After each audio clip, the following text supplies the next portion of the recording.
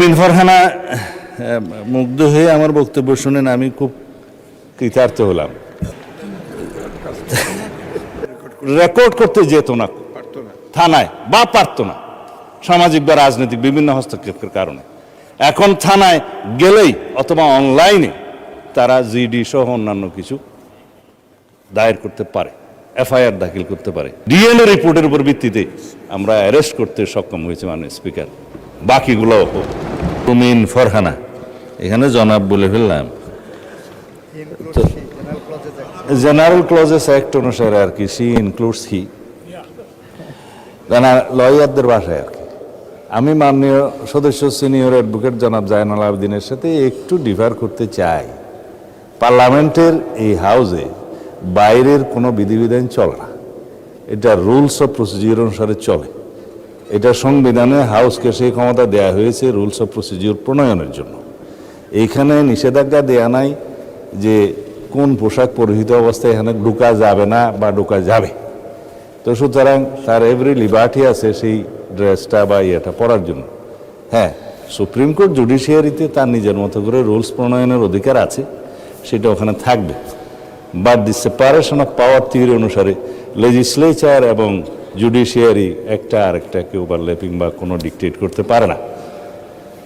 তাই আমি practising lawyer না, সেই জন্য আমি বোধহয় একটু জুরিসডিকশন ক্রস করে ফেললাম আর কি।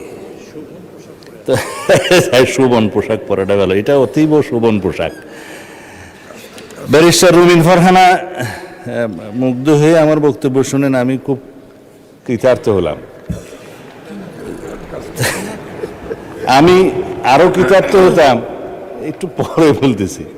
গত পরশু দেশের আইন শৃঙ্খলা পরিস্থিতি যেভাবে উন্নত হয়েছে সেটা ডাটা সহ, ক্রাইম রিপোর্ট সহ, খাতোয়ারি বর্ণনা এখানে দিয়েছিলাম। সম্ভবত আমার ওই মুগ্ধকর বক্তব্যটা আপনি সেদিন হয়তো শুনতে পারেন না, হতে পারে। তার মধ্যে ঐতিহাসিকভাবে বিগত 10-15 বছর, স্পেশালি 2025-এর রেফারেন্স সহ আমি ডাটাগুলো উল্লেখ করেছিলাম।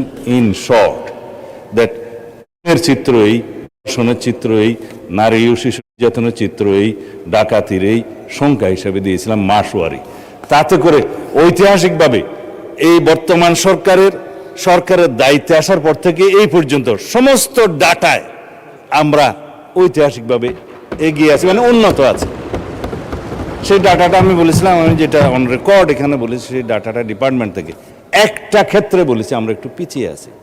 সেটা হলো এই যে ধর্ষণের কেস রেকর্ডের ক্ষেত্রে আমরা একটু বেশি ধর্ষণের চিত্রটা পেয়েছি। তার একটা কারণ আছে, আগে দোষী তারা রেকর্ড করতে যেত না থানায় বা পারত না, সামাজিক বা রাজনৈতিক বিভিন্ন হস্তক্ষেপের কারণে। এখন থানায় গেলেই অথবা অনলাইনে তারা জিডি সহ অন্যান্য কিছু দায়ের করতে পারে, এফআইআর দাখিল করতে পারে। এখানে কোনো ইন্টারফিয়ারেন্স নাই, যার কারণে নাম্বারটা একটু ইনক্রিজ হয়েছে।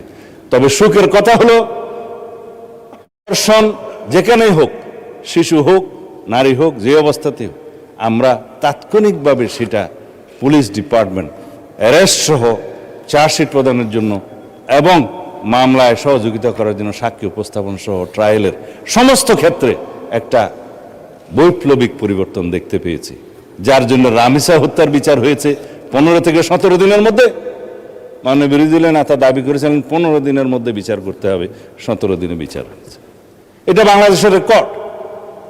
আমরা তনু হত্যার আসামিকে দীর্ঘ 15-17 বছরে যে রেকর্ড নাই, সেই রেকর্ড ভঙ্গ করে আমরা তনু হত্যার আসামি ডিএনএ রিপোর্টের উপর ভিত্তিতে আমরা অ্যারেস্ট করতে সক্ষম হয়েছে মাননীয় স্পিকার।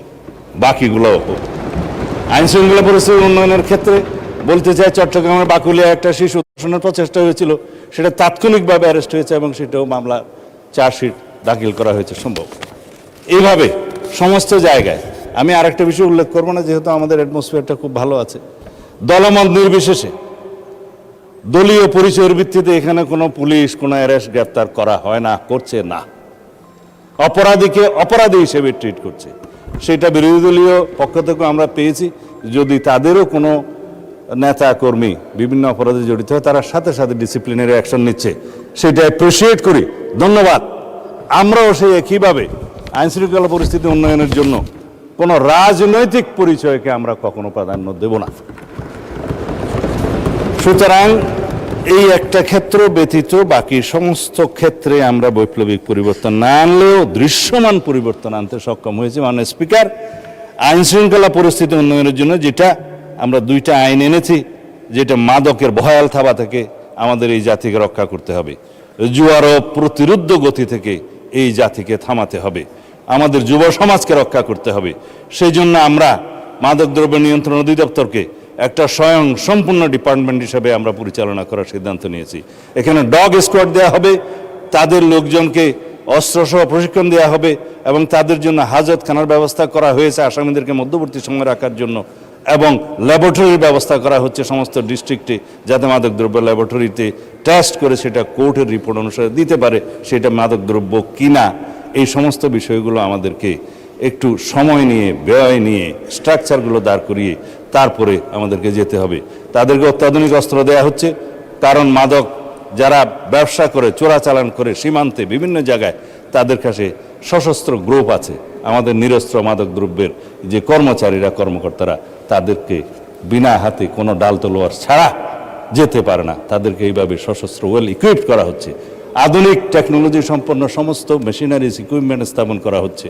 জুয়ার ক্ষেত্রেও অনলাইন এবং অফলাইন এবং বিভিন্ন ডিজিটাল প্ল্যাটফর্ম, সাইবার স্পেসে যে সমস্ত অপরাধ হচ্ছে সেগুলো অ্যাড্রেস করার জন্য সেরকম প্রযুক্তি সম্পন্ন লোকবল এবং মেশিনারি সেগুলোর ব্যবস্থা করা হচ্ছে। এতদিন কিভাবে রাষ্ট্র চলেছে এই সমস্ত এগুলো অ্যাড্রেস না করে, সেটা আমার কাছে অবাক লাগে। মাননীয় স্পিকার, পৃথিবী কোথায় গেছে? আর আমরা 1867 সনের জুয়া নিয়ন্ত্রণ আইনের উপর দিয়ে আমরা ছিলাম। এখন জুয়া নিয়ন্ত্রণ এই প্রতিরোধ আইন, যেটা ব্যাটিং টেটিং এগুলো সব সহ প্রতিরোধ করা হবে 2026 সালের মডার্ন আইন অনুসারে।